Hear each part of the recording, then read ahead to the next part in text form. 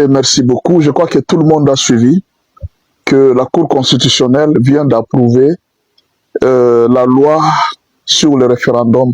Donc, cette loi vient de passer à la Cour constitutionnelle. Autrement dit, le président Félix Tshisekedi doit promulguer la loi sur le référendum. On doit poser maintenant la question au peuple, si le peuple est d'accord pour qu'on change la constitution. Alors, beaucoup de gens sont en train de dire que non, le président Félix Tshisekedi a distrait les opposants. Bon, moi je ne comprends pas. Le président Félix Tshisekedi a distrait les opposants. C'est une façon de voir de certaines choses par manque d'arguments. Non, le président Félix Tshisekedi n'a pas distrait l'opposition. C'est l'opposition qui a contraint Félix Tshisekedi à faire ce qu'il est en train de faire. Pourquoi? L'opposition a dit au président Félix Tshisekedi ceci. Non au changement de la constitution. Ils ont constitué même tout un département C64. Non au changement de la constitution. D'accord? Ne touche pas à la constitution. Les gens du camp de Kabila ont dit Félix ne doit pas toucher à la constitution. La question est de savoir c'est quoi toucher à la constitution. Ok. Le président dit que je ne touche pas à la constitution. Vous aussi, comme vous aimez les dialogues, vous aussi vous ne toucherez jamais à la constitution. Alors, c'est-à-dire, il n'y a aucun membre de l'opposition après le dialogue qui entrera dans le gouvernement. Parce que même les membres du gouvernement viennent de la majorité. Maintenant, vous êtes de l'opposition. Vous n'êtes pas dans la majorité. Quelle est la constitution qui vous permet d'entrer dans le gouvernement? Voilà les pièges que les opposants se sont tirés eux-mêmes. Félix a été très malin. Il a dit, ok, nous allons aller d'après la constitution. Maintenant, pour le moment, dites-moi, ce que le président Félix Tshisekedi est en train de faire, est-ce que c'est constitutionnel ou bien ce n'est pas constitutionnel? Quelle est la procédure qu'un président peut avoir pour changer la constitution? Comment on change la constitution d'une nation? Maintenant, comment on change la constitution d'une nation et quelle est la procédure que Félix a violée dans le changement d'une constitution? Si le Félix Tshisekedi a changé la constitution d'après la constitution, donc il n'a pas violé la constitution. C'est logique, non? Il a suivi la procédure constitutionnelle pour changer la constitution. Il n'a pas violé la constitution.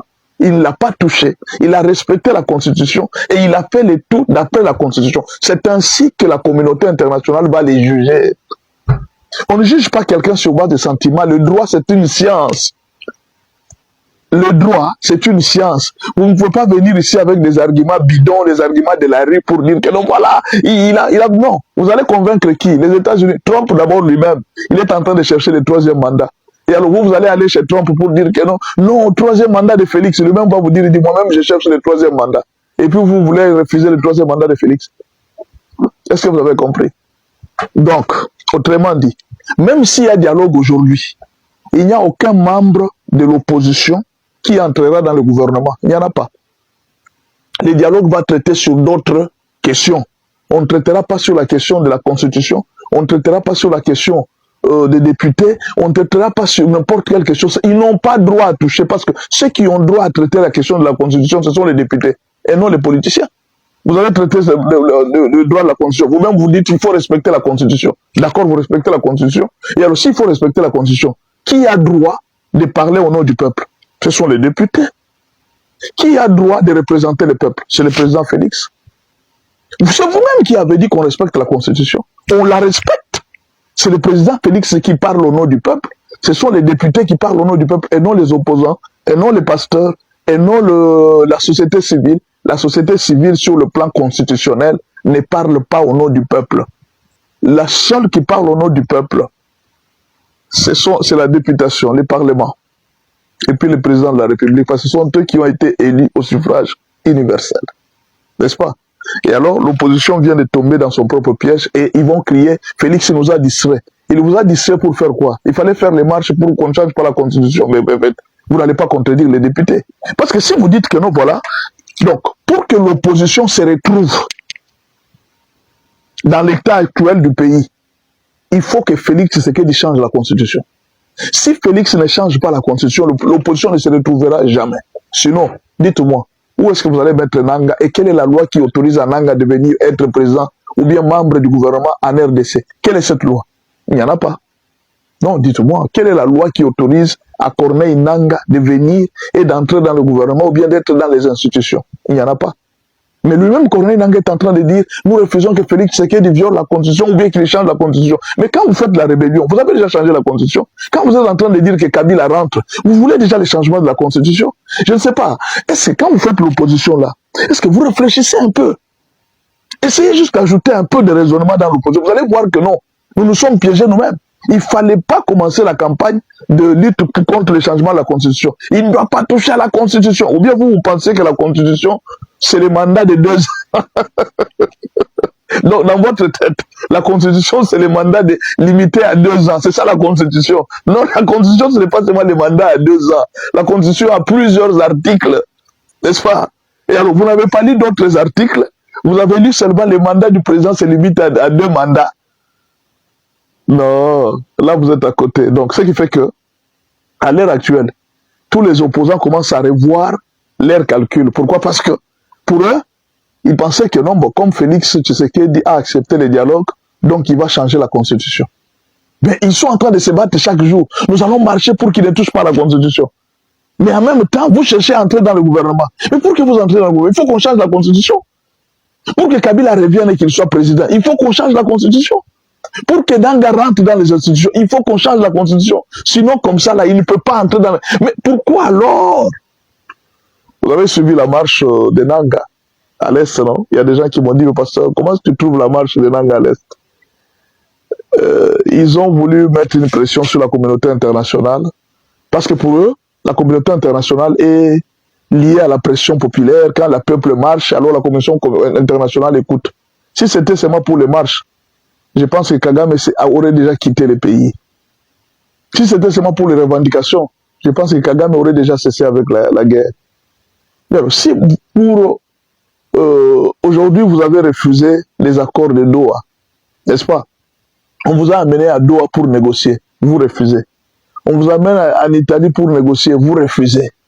Mais alors, le président Félix Tshisekedi a dit, comme vous refusez, alors je négocie avec les opposants intérieurs. Oh non, nous aussi nous voulons participer à ce dialogue. Oh. Mais on vous a donné l'occasion de dialoguer avec le président.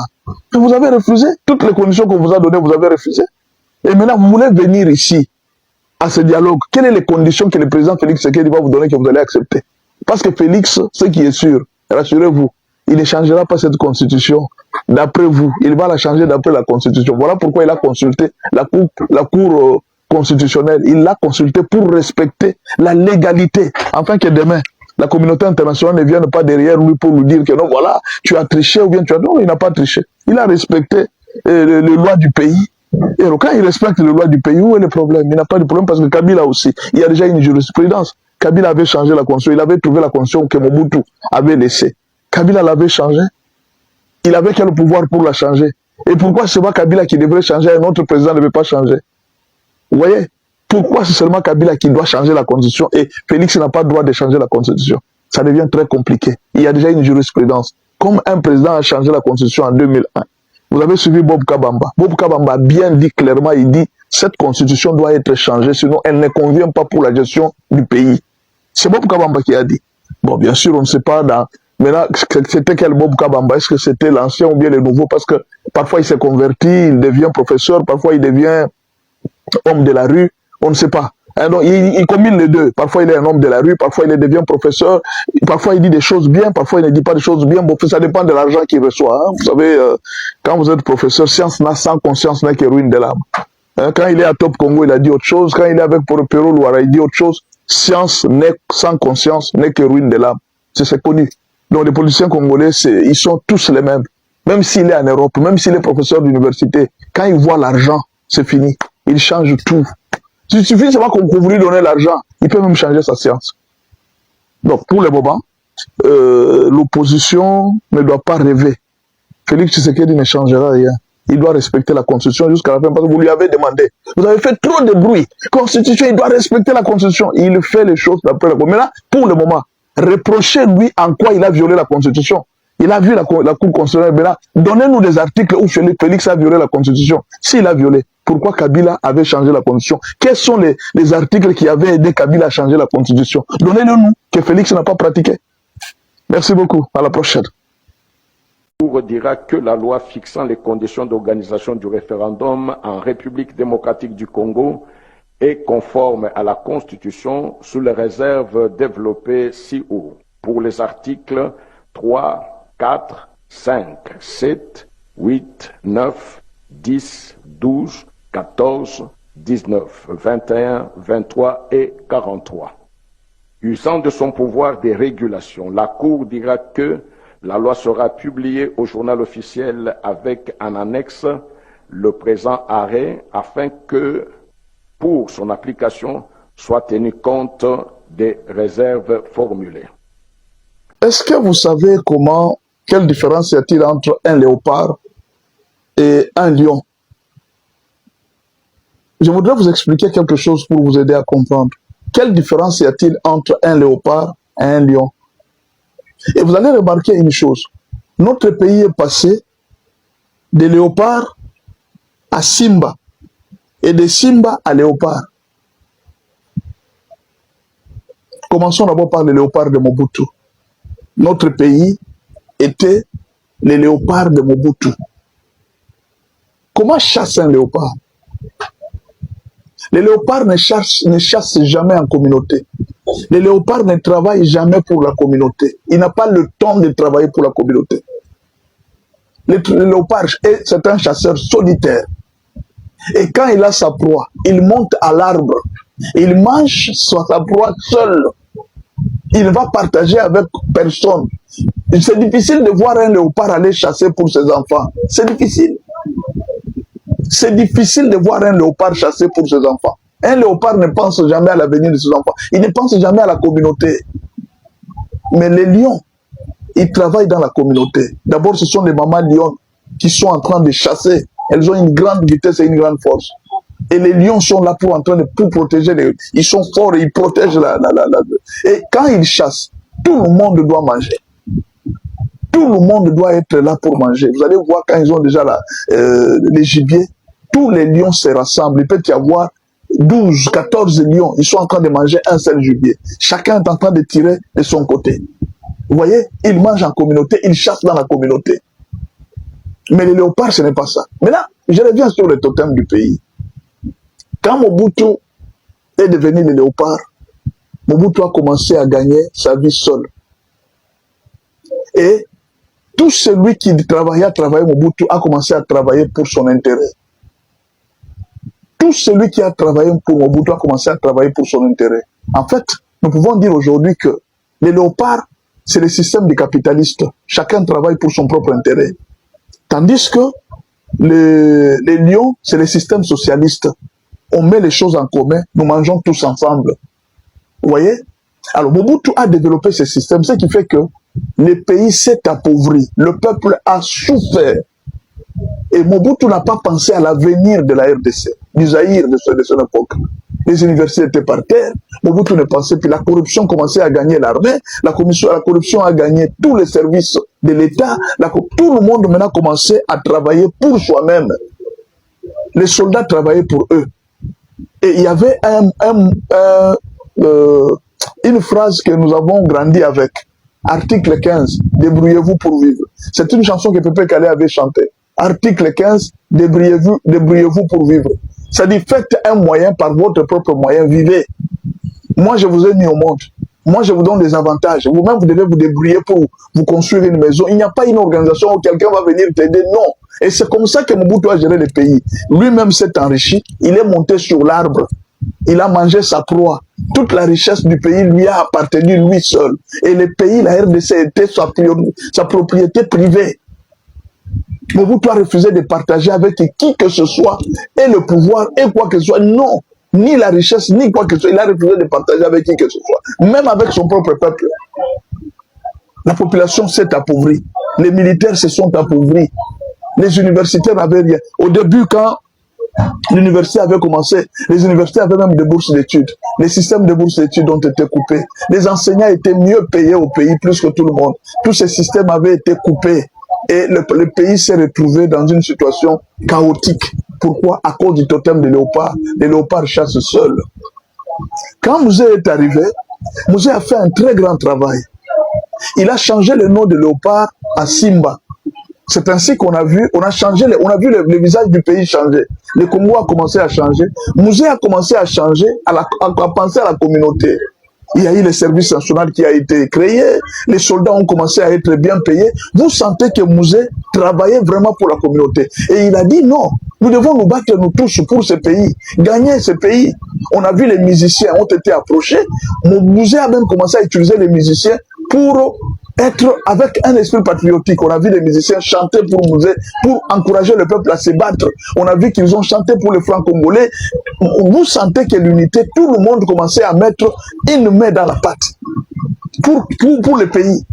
En tout cas, la RDC de Mouzé commençait à monter. Pendant les 4 ans que Mouzé a fait, on a vu des tracteurs et des tracteurs venir au pays pour l'agriculture. Et Mouzé avait promis, vous allez voir ce pays comment il va. Ceux qui ont quitté ce pays, demain ils reviendront et trouveront un paradis. Et vous voyez, regardez l'image que Mouzé voulait nous laisser. Le service national que Kasson Okabouik est en train de faire. C'est la vision de Mouzé.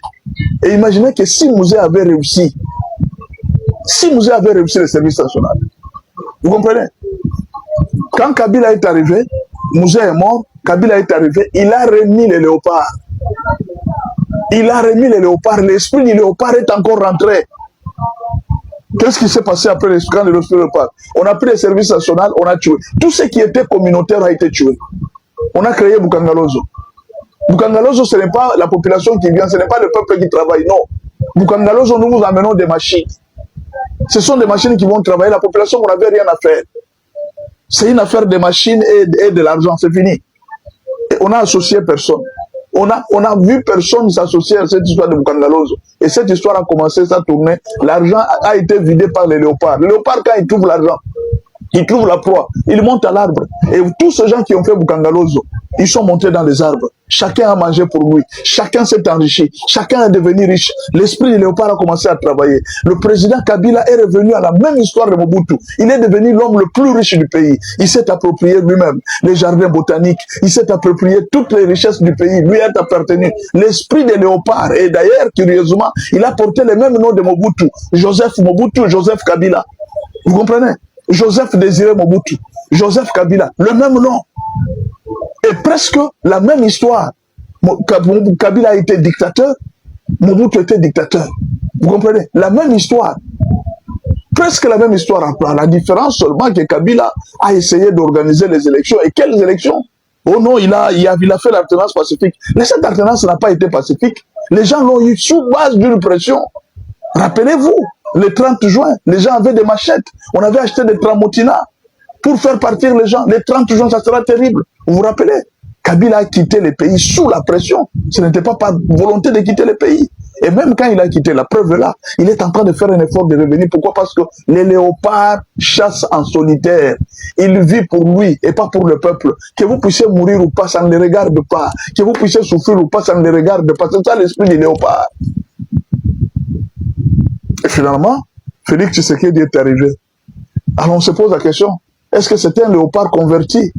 Peut-être avec l'idée du parti politique, UDPS, Union pour la démocratie et le progrès social. Ils ont une tendance socialiste. Mais quand vous voyez les chefs de l'UDPS, ce sont tous presque des léopards. Non, je vous dis la vérité. Ils ne sont pas des lions. Ils ne sont pas des socialistes, ce sont des capitalistes. Chacun dans l'UDPS a commencé à travailler pour lui-même. On a vu des cadres de l'UDPS commencer à s'enrichir comme des léopards. Tout le monde a commencé à passer faire des maisons, tout ça, on a des immeubles, tout le monde est devenu riche, tout le monde, et on a oublié le peuple, on a oublié les combattants, on a oublié tous ceux qui se sont battus pour que l'UDPS soit ce qu'il est aujourd'hui. Vous comprenez? L'esprit de léopard est arrivé encore, est rentré encore. Mais le président Félix Tshisekedi a dit non, non. Nous pouvons rester comme des lions. Nous pouvons prendre l'idée de musée. Il a remis le service national. Il a commencé à mettre l'argent pour la population. Regardez les routes à Kinshasa. Mes frères, j'ai été au grand marché central. Je vous dis la vérité. Non. Moi, je roule la moto à Kinshasa parce que je n'aime pas trop les voitures, ça, à cause des embouteillages. Je roule la moto. Je suis entré dans les marchés centrales avec la moto.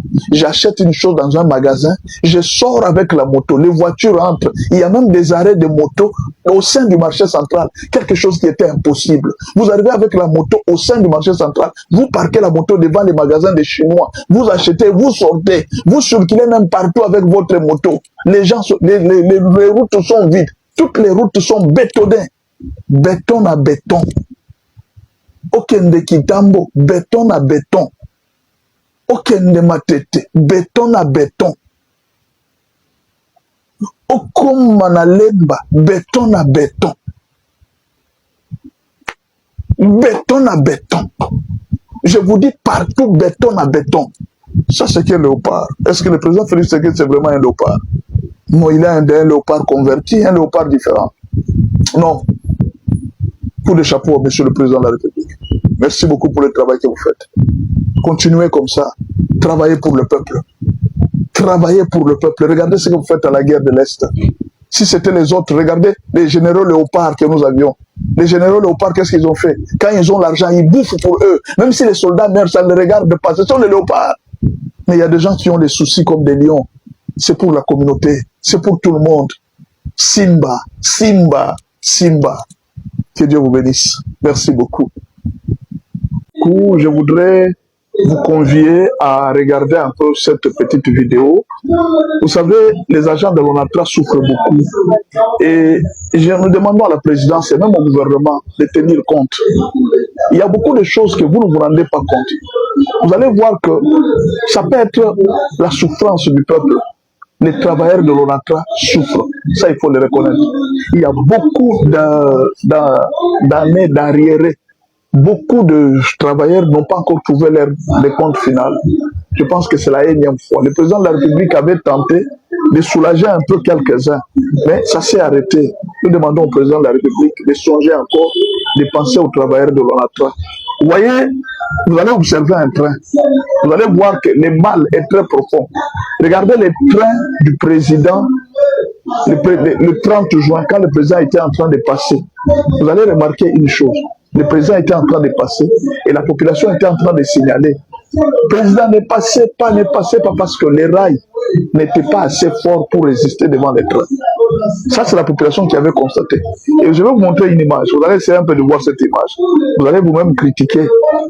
Peut-être que ça peut être le fait que les travailleurs de l'ONATRA ne sont pas payés. Ils peuvent commencer à faire le travail avec négligence. Peut-être que ça peut être la négligence du DG de l'ONATRA. Je ne crois pas. Mais peut-être que le gouvernement a des arriérés de l'ONATRA et que non, mais ça là, ce n'est pas un train où le président pouvait passer, parce que c'est trop dangereux. Le président a risqué la mort. Ça, il faut reconnaître.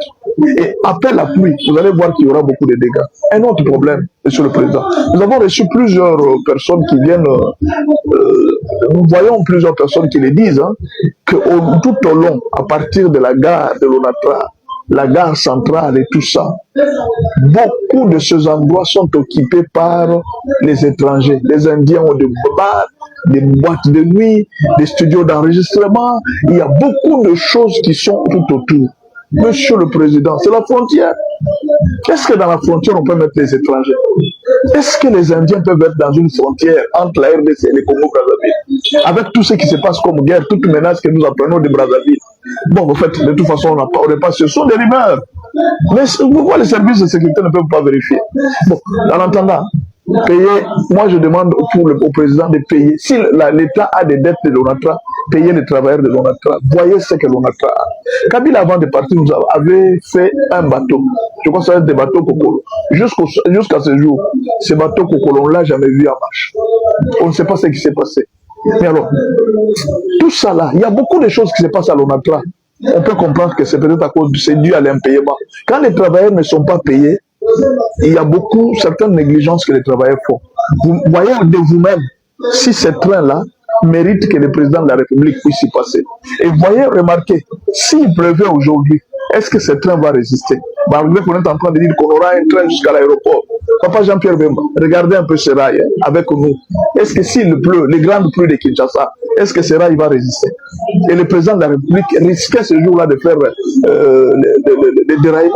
On ne sait pas, la population est en train de signaler dans cette image. Regardez de vous-même et puis vous allez me dire quoi. Merci beaucoup et à la prochaine.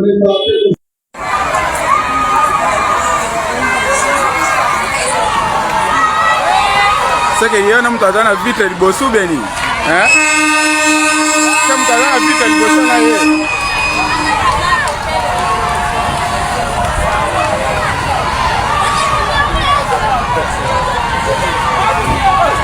Wapi ye? Azali liboso wana.